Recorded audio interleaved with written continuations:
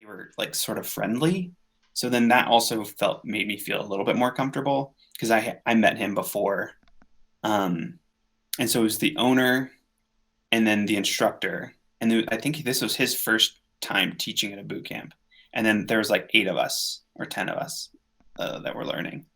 And yeah, I thought that I was going to like learn these skills and then go apply to this insurance job. So I didn't really think about it in terms of like getting a job in tech. Did Um, you did you end up applying to that job I afterwards? did not know. IR Passion says that they were a resident advisor for a residence hall of STEM students. That was also part of their inspiration to get into tech. So That's I've so definitely cool. seen Yeah, that. it's a good job because you have a decent amount of free time. So there was a lot of time for me to like just learn on my computer as much as I could at the time. But obviously couldn't go to the boot camp while I was there. So Fair. Why freelancing right after? so I was not able to get a job in tech after my boot camp. I applied a few places and I had someone who was like interested in maybe doing like building like an internship out for me, but it would be a short-term thing. But one of the people I met in the boot camp, his name is Eric.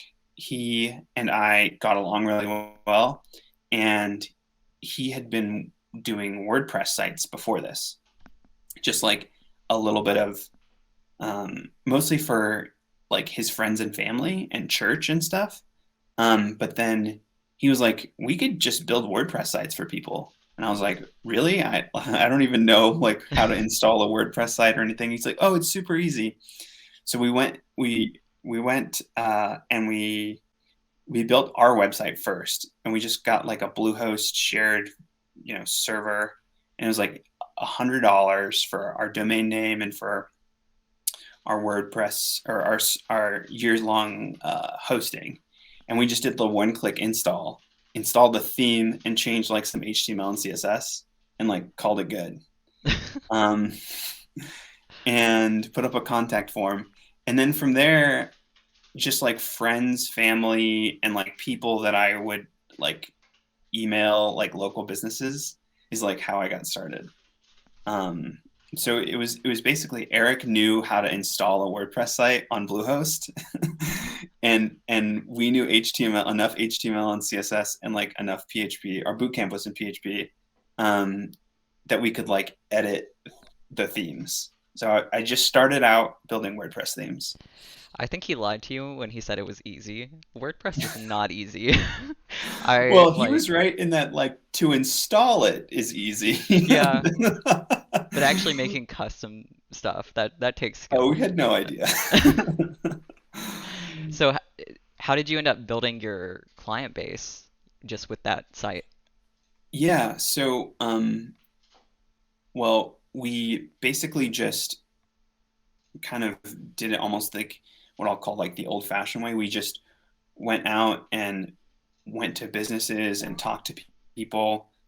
They're like at the time there were a lot of these like we joined the Chamber of Commerce, like the local Chamber of Commerce, which was mostly not people like us. It was like actual like local businesses like restaurants and pharmacies and things like that. So we would go to these chamber breakfasts and just like meet people and tell them that we were web developers and ask them if they needed a website. Um, and our first website was actually for a local event that was going on, and we did it. Uh, we were only paid like a few $100s because it was like there were a few different freelancers working on it. Um, and uh, so one of the freelancers who was working on it was just like overseeing the project, and then we got connected somehow. Somebody we knew got us in, and so he like showed us how he set up his sites. So then that was like huge because then we learned like, oh, these are like the 5 plugins he uses. And so we went out and learned how to use those plugins. And it was um, very much just trying to meet people locally who were interested in having their website built. We did, and at the time it was 2014. So one thing we did is for $500, we would make your website mobile friendly. And we got a lot of people who wanted to do I that. mean, that's a big deal. Yeah. Yeah. Joe said that collaboration is key to breaking barriers, probably referring to the friend that you started doing WordPress sites with. Is Right. that Yeah. something that like you continue to see in your career? Oh, 100%. It's no one can like know everything and so many of the ways that I've learned like the things that I know, it's from working with other people and them showing me the ropes. And that's part of the reason I like to do stuff like this or, participate in Twitter and spaces and mentor because so many people showed me things without ever expecting anything in return. And I feel so grateful, that I like owe so much of my success in my career to, people along the way who help me out. And so any ways that I can give back, a little bit here, a little bit there, happy to share whatever knowledge I have because it's mostly like just grokked and taken from other people. That's really cool. I do have some questions later about like Underdog devs and some of the things that you're involved in to Yeah. help junior devs. But with as far as freelancing, how did you decide your rate? How did you even know what to charge for a WordPress site? Oh man, we didn't. So initially, uh, I think we charged like, so we did the $500 for the mobile sites, and then we charged like $1,000 for like a what we called like a sales and marketing site. So just like a regular website. And then if you wanted e-commerce, I think it was another $1,000. This was like when we first got started, and we just picked those numbers kind of randomly. And I think we were thinking like, so Eric and I were thinking that if we could do 5 sites a month, then which is like about a little less than one a week, um, then we could make $5,000 a month and split it, and that would be like enough money for us to like make our his mortgage and my rent and all this other stuff, Well, it seems and like it must have groceries. worked if, I mean, you said I think it said you freelance for 5 years. Yeah. Is that what you did all during your freelance time with No, WordPress? no, no. Okay. That was just when I started. So that was what I started with, and then, um, as I built out my client base, we went backwards from like, we decided like what hourly rate we wanted, and then we had some data on like how long it took us to build out a website, and then we just worked backwards. So we were like, okay, if we want to charge, and as a freelancer, you don't really like bill 40 hours a week. Um, I think the most like I would bill on a weekly basis was like 30 hours, but more often it was like between 20 and 25. So you take that rate. So say you want to make $100,000 a year, you're going to need to charge at least $100 an hour and bill at least 20 hours a week, in order to make that. That's that's your gross salary. But then you have taxes and all that stuff that gets taken out. It's a little bit more expensive as when you're self-employed because you pay, um, your employer typically pays part of your tax rate. So we like bumped it a little bit higher than that. And I think it wasn't even that much when we first started, but you just take that rate and you assume you're going to bill 20 hours, and then you work backwards from how many hours you think you're going to spend on an average project. And that's when we came up with our sort of like standard rate. Much Um, better than 5K split a month, yeah, it for was sure. just like, so Did that's you that's sort of like a did rule you of have thumb. struggles like keeping clients or finding clients when you like raised your rates?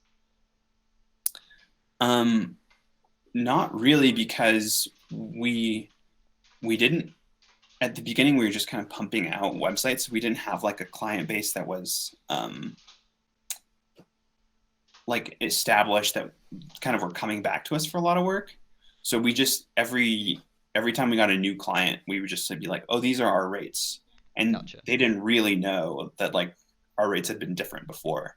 It took us about a year, I would say, to get up to be like to have like solid to kind of figure all this stuff out.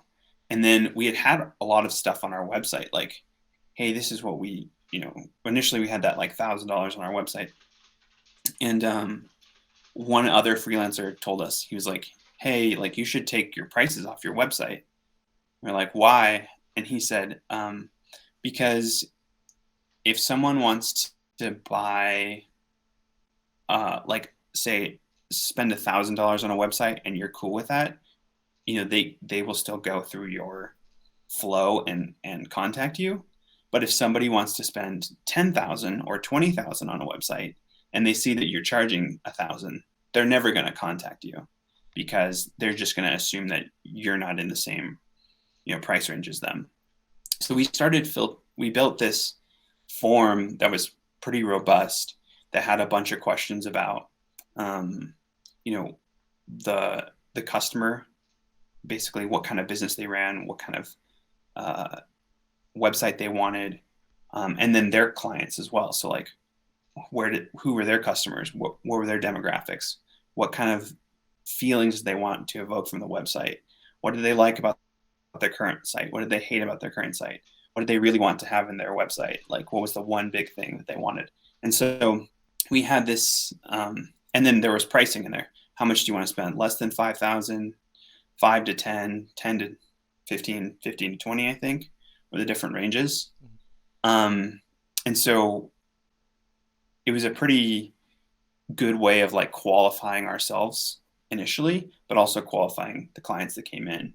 And once we started to move towards that model, we bumped up our rates, and we were delivering more value too. So it was kind of easy. That's really smart. Would you recommend this path for, now junior devs that are like graduating from boot camps? Yeah, it's tough to say. I think I loved the time I spent freelancing, and I think one of the things that benefited me was that I learned so much. Like because I not only started with WordPress, but then I went and I did React sites, and I built. I was By the end of my freelancing journey, I basically built out a team, and we were an embedded team for small like startups who couldn't hire out their who weren't ready for their first engineering hires, but needed to build their products. So we had two or three startups across the country who had us as an embedded team within their organization. So my like skills grew a lot, and I did so much. And so I think if you have that opportunity to freelance and you have the sort of right mindset, because it isn't for everyone.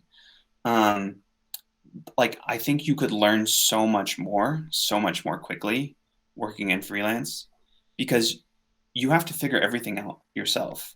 There is no one to guide you, and you can like I said, you can learn from the community, you can learn from others, but at the end of the day, the responsibility falls on you. And so by kind of doing this wide array of projects and having the responsibility, be on me to figure things out and to learn and to, say yes and follow through on that yes. I learned so much in a really quick amount of time. And really like by the end, I felt like I had sort of lived many software lives. It sounds like it's definitely one of the more difficult routes to take. Yeah, it is. It is a challenging route. But getting a job in the industry is challenging too. So it's kind of like one of my mentees I actually worked with. I, he's doing both, right? So he's working in the industry now, and he's freelancing on the side. and he had some interest in freelancing, and so I gave him some of the templates that I had used and things like that, and kind of coached him through the process. And he's learning a lot at his day job about how to, like, what does professional software engineering look like, with you know the software development lifecycle, Git, and different environments and things like that. But he can only do what's sort of assigned to him at work, and then in his freelance roles, he's doing everything, and so he's learning a bunch of stuff that he wouldn't learn at his day job. So that could be like, I mean, it's a lot of work, obviously, That is a lot of um, work. but like, that could be a model, or it could be if you're you can look for a job, and while you're looking for a job, you can freelance. That might be another way to do it as well. Um, IR Passion says, I'm in week 3 of a boot camp right now, and part of our coursework is to look for potential clients starting week 6. Do you have any tips for getting your first client? Are there any relatively untapped client sources you might have come across in your work? Yeah. So there's a couple of things that come to mind. One is um, there are a lot of small businesses, sort of mom and pop store like places locally, who probably have like a really rudimentary web presence or no web presence at all. So if you have a favorite, local restaurant or store or something like that that doesn't have a website, that's a good place to start.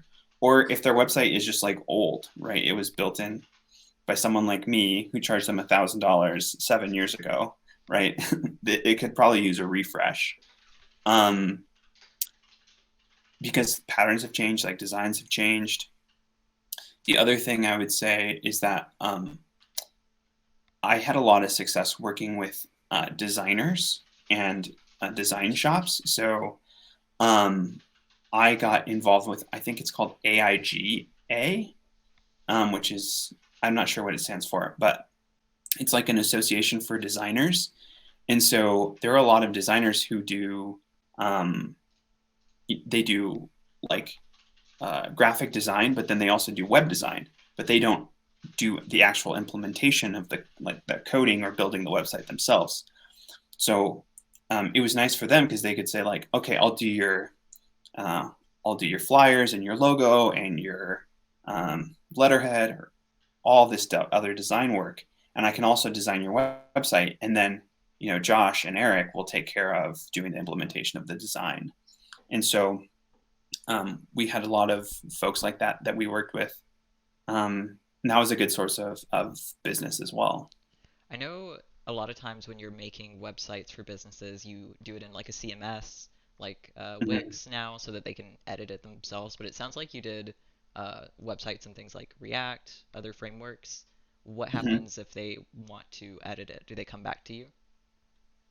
So for businesses, we used a lot of WordPress. So Okay. we're, yeah.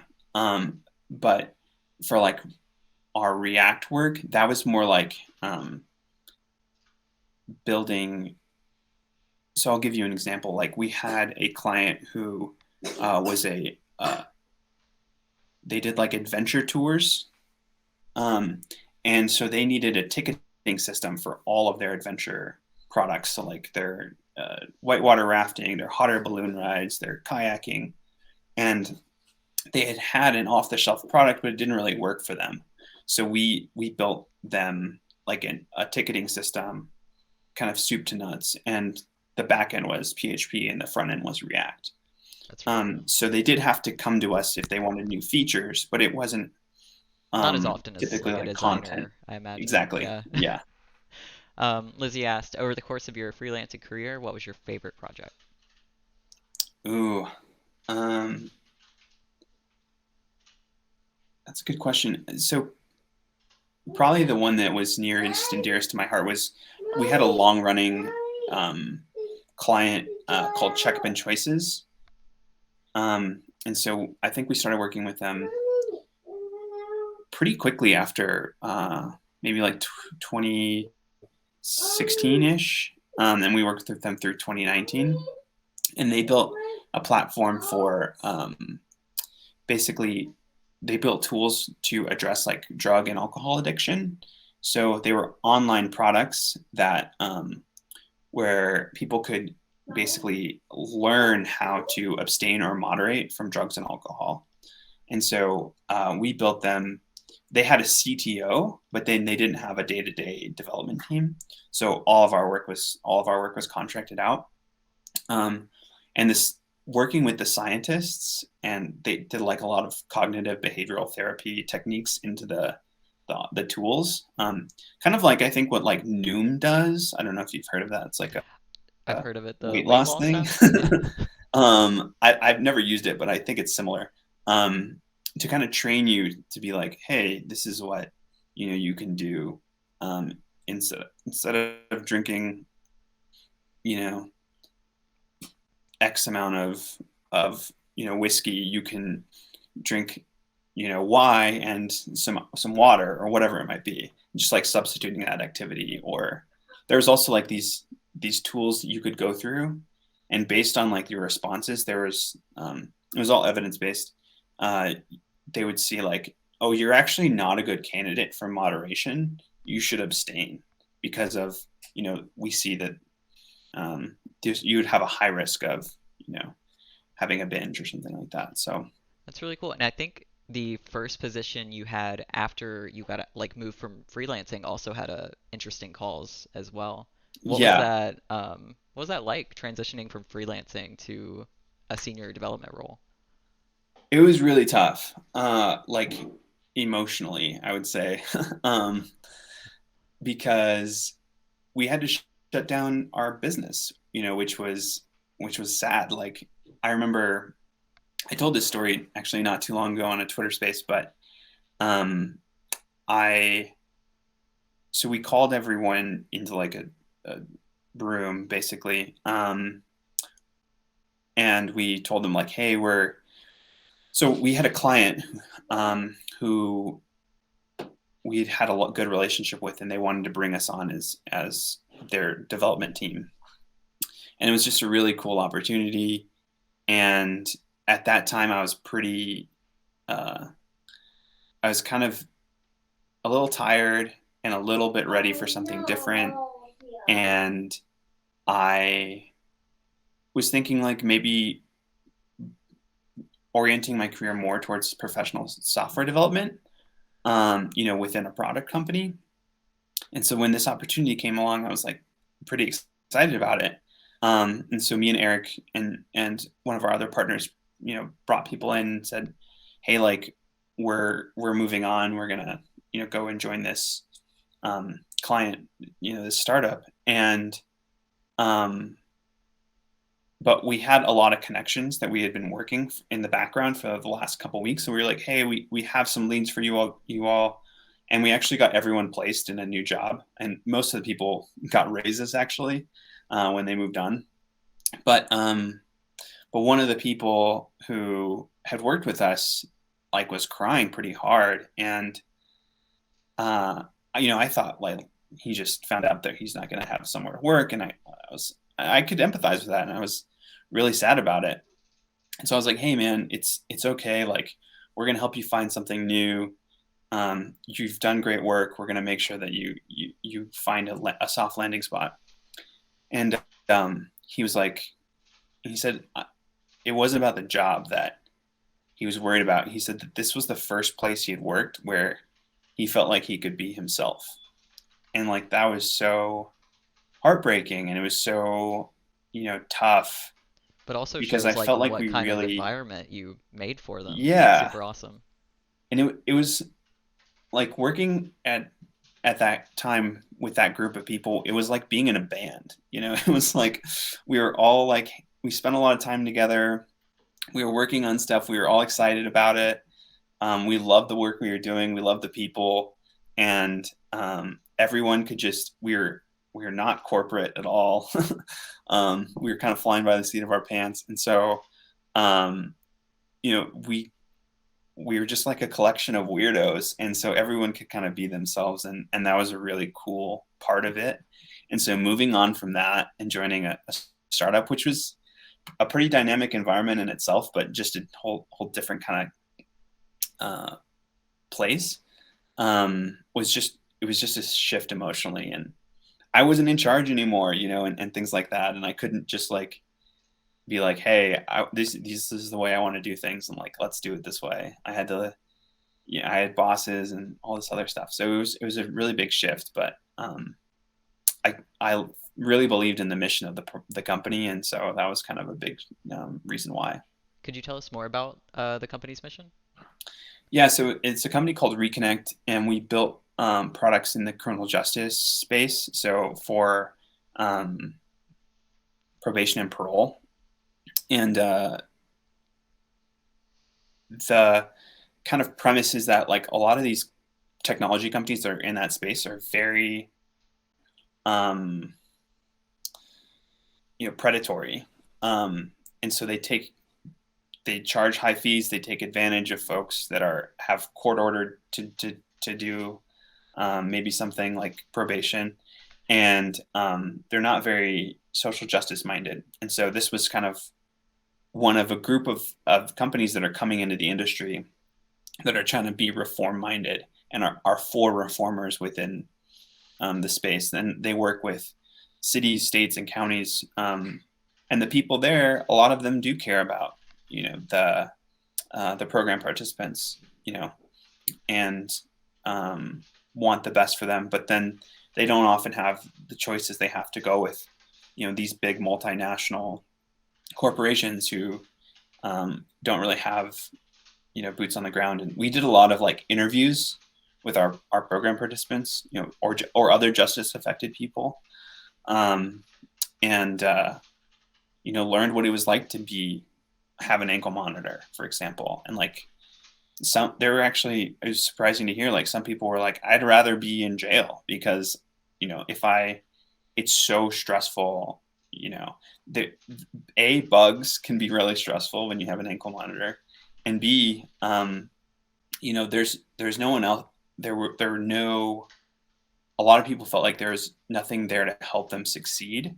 And so if they messed up, then they felt like they lost so much more. They lost all this time with their family and things like that. So it's just really tough industry. But I felt like we were doing good work and was really proud of, being able to be a part of that.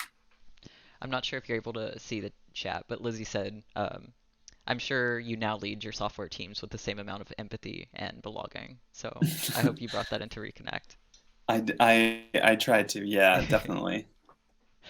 So I saw that you are a mentor at Underdog Devs, whose Hmm. mission is to support formerly incarcerated and socioeconomically disadvantaged aspiring developers. Could you tell us Hmm. more about their goals and what it means to be a mentor there?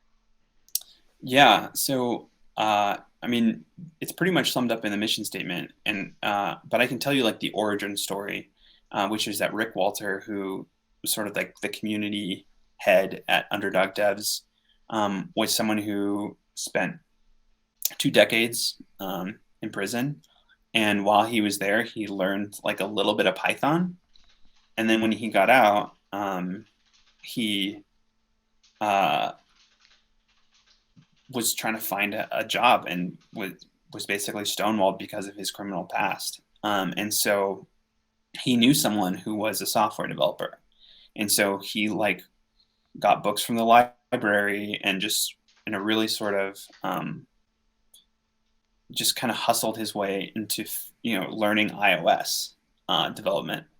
And as folks um, came out that he knew came out of prison, they saw that he was learning how to program iOS and become an iOS developer, and so he invited them to join him and study with him.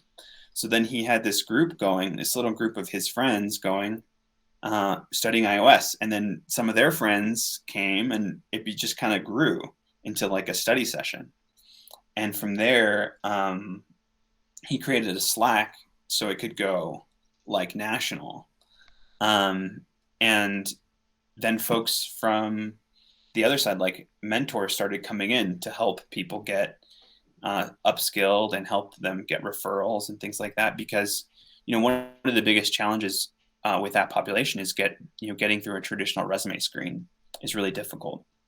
So The mentors kind of have, there's a lot of different roles that you can play. There's one-on-one, mentorships. There are, um, but you can give workshops. But one of the biggest things is just like, if we know that there's someone who's ready to apply for jobs, we kind of uh, broadcast it out to the mentor group and say, hey, does anyone know of someone who's hiring? Because that warm referral, especially to a company that might be open to hiring people from that who are justice affected, is really goes a long way.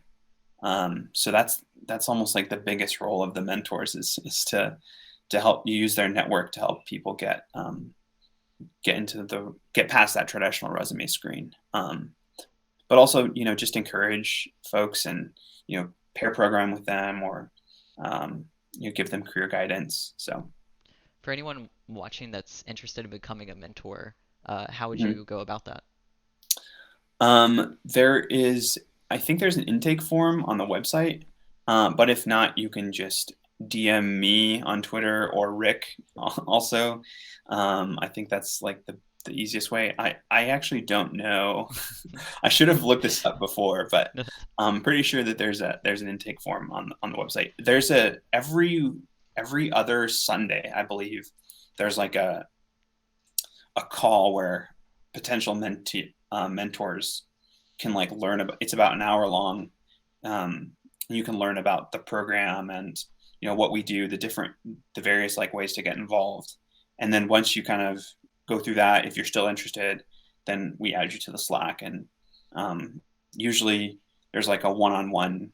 Hey, like if you want to be a one-on-one mentor, um, you know, you can find someone there, or because there's like a mentors channel, or if you just want to hang out and, help people get connected to your company, you can do that too. So And is there a similar process for like if you feel that you fit into one of the categories that Underdog serves into becoming a mentee? Do you just go through the website? yeah, I believe so. I think that there's also a mentee onboarding as well. Okay. Yeah. A question that I accidentally skipped is why have you been remote your entire career? Oh, Personal preference or anything else? yeah. Well, so I live in Albuquerque, New Mexico, and especially back when I first started, there wasn't like a big tech community here. Most of my like tech friends are like people I've met on Twitter or online. And so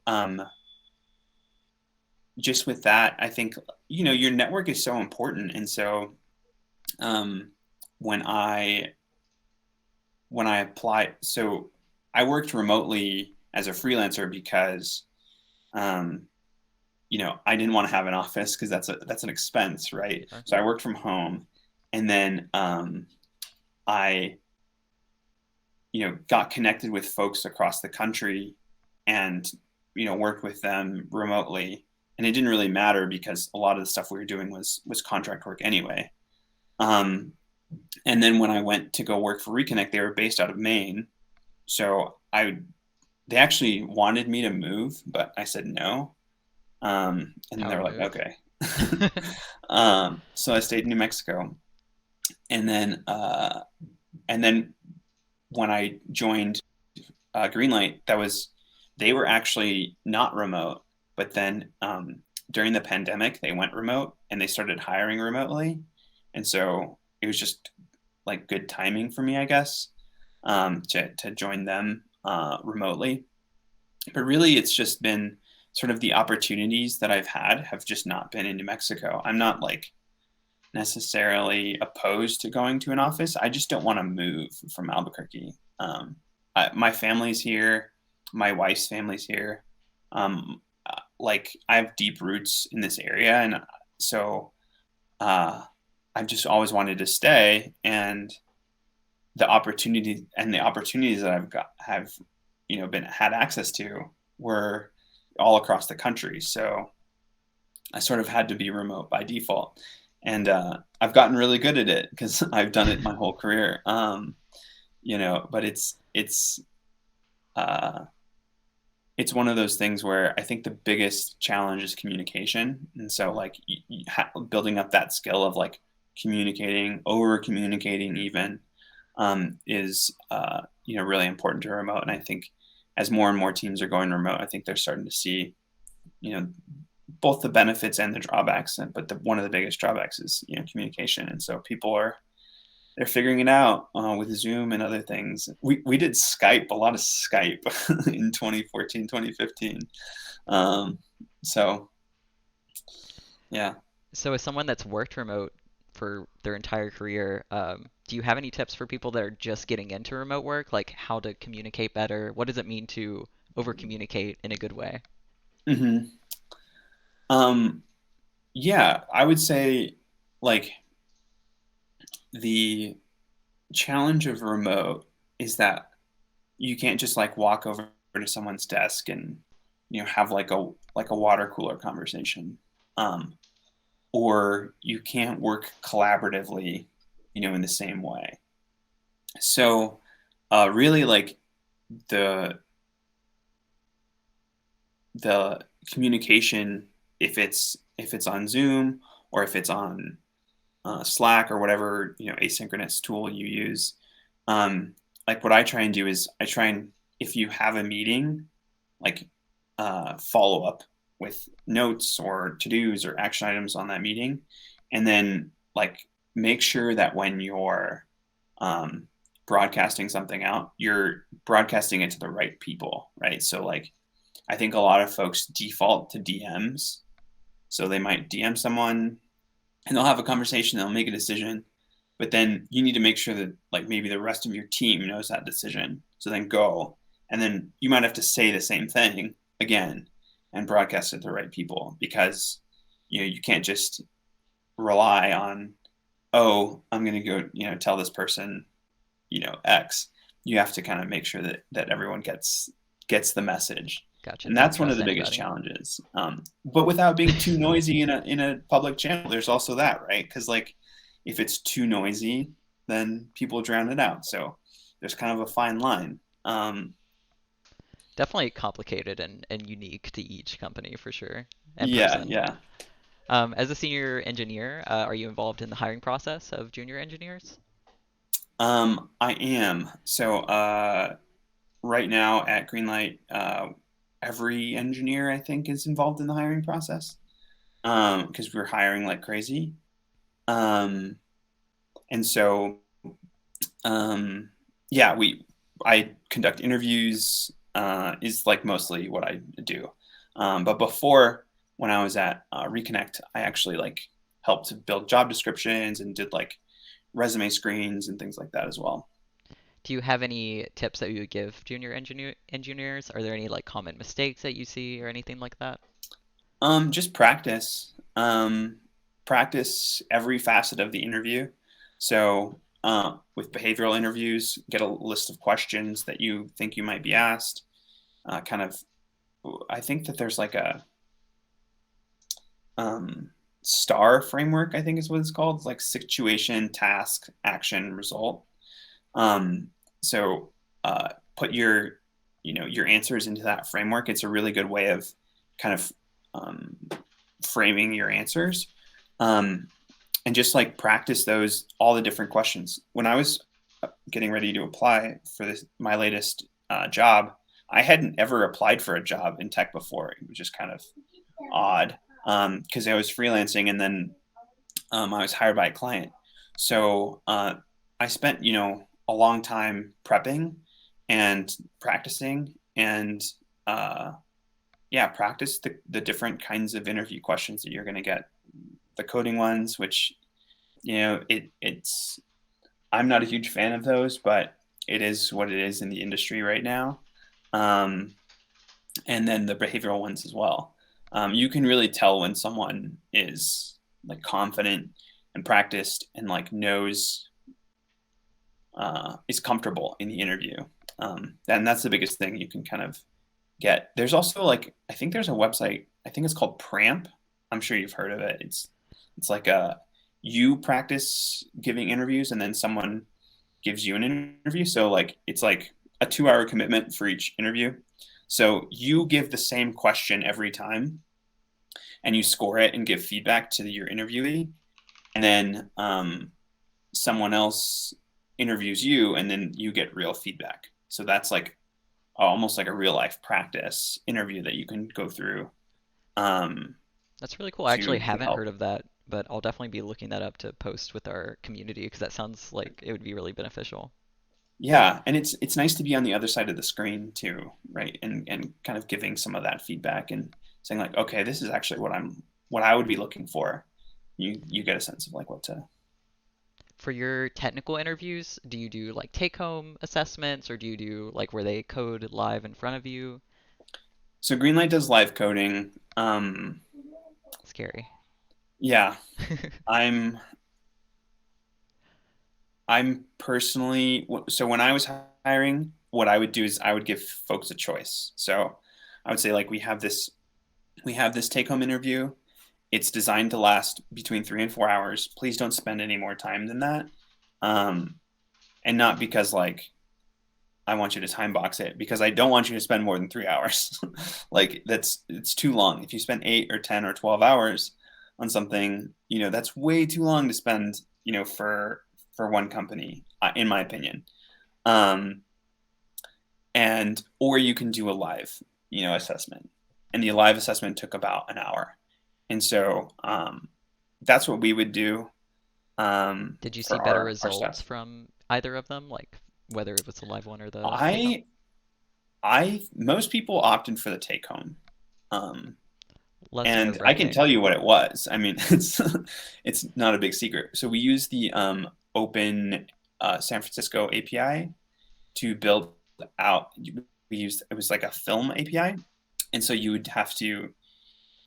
We were hiring mostly for full stack, so you'd have to query the API um, and filter out data, and then display it like on a website. So basically, like if I gave you like an actor's name, could you return the movies that were shot in San Francisco and maybe sort them by year or something like that? And how did you grade their code? Like, I'm sure it's more than just completion or getting the Yeah, task accomplished. yeah. So one was like how far they got. Two, it was a lot of just like we would look at their code and give them feedback. It was so the follow up to the interview was basically a code review.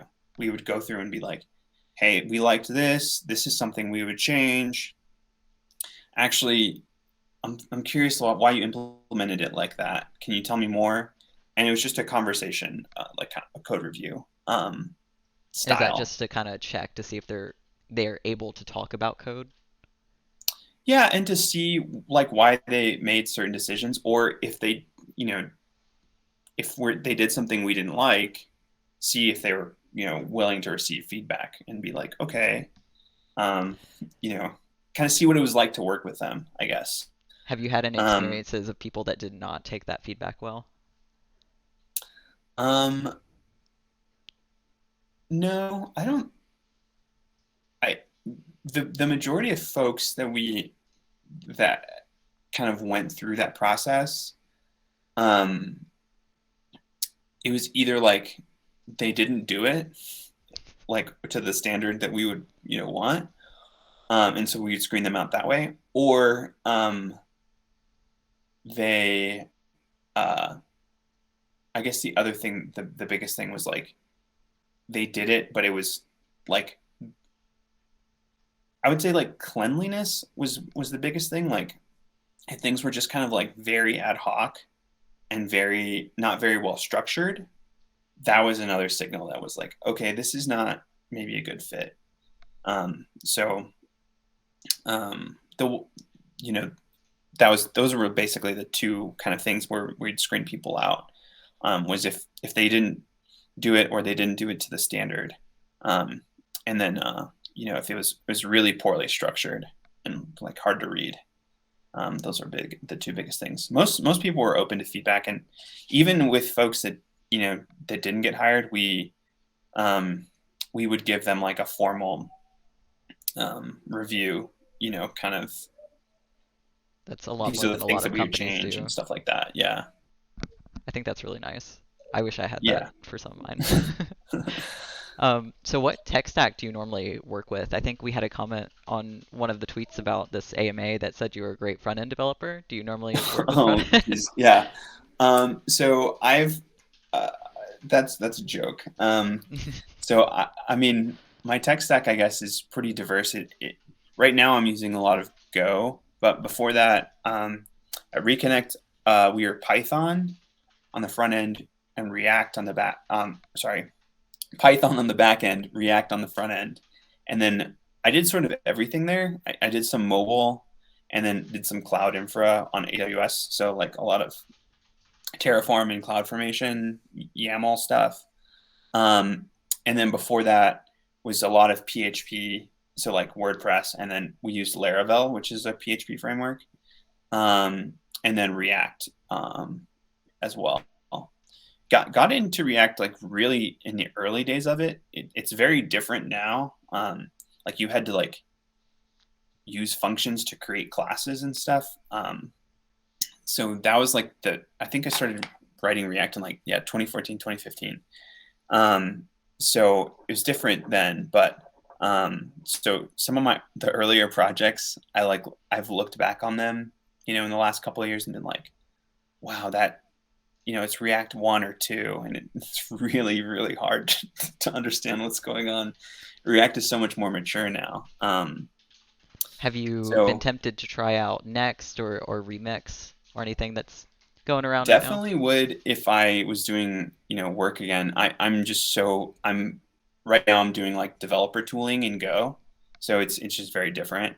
But if I was back on like full stack, yeah, definitely would check out Next or some of those newer frameworks, and because all the routing is handled Yeah, and state management stuff, right? Which is like that's so huge. I When I first set up Redux, it took me like 2 weeks because I to was do like, I routing. don't understand what was going to do routing and Redux in React. When I first set it up, I was so confused, like for weeks, and just like I definitely feel finally like kind of I'm got entering the at a hang of it. very privileged time with the toolings that are out now. Yeah, yeah. All right, it's the end of the hour. Thank you, Josh, for sharing your experience with our community. For anyone that's not in the Bit Slack, the join link will be posted here in the chat and also in the description if you're watching on YouTube. Josh, do you have any parting words? Do you want to shout out any of your socials or any other things that you want the viewers to check out? Yeah, go ahead and follow me on Twitter at Sparky the Human. That's where I'm most active. And then yeah, if anyone has any interest in joining Underdog Devs as a mentor or a mentee, definitely let me know. I'll get you connected to the right folks. I believe there's something on the website, but if not, let me know. And yeah, I guess my parting words are, for folks that are breaking into this industry, the biggest thing like that I see that are success, the biggest attributes I see, the most common attributes I see in junior devs are curiosity and tenacity. Be curious about things, go and learn. Keep an open mind and try and just learn as much as possible, and then just don't give up. I know it can be a long road and it can be a challenging road, and for me it was a very long and challenging road to get to where I am now. But it gets better, and like once you kind of that first job and breaking into the industry is always the toughest. And then once you kind of get your feet on the ground, things definitely get easier. So keep up the hard work. A lot of folks that I see coming into the industry, the work that they're doing now is so much harder than learning to code. I see folks who are coming from like manual labor jobs where they're waking up early to do HVAC or cleaning pools, or one of my mentees was cleaning pools and learning to code, and like cleaning pools is so much harder. In my opinion, um, than learning to code. So if you can do that, you can do this, and just keep with it, and you'll get there. So I agree. I definitely saw software development as a way out of some of the more manual jobs that I was doing. So I can definitely yeah. relate. Well, awesome. That concludes AMAs. Definitely go follow Josh's Twitter and give him a DM. And join the Bit Slack to keep up with future AMAs. And bye, everyone.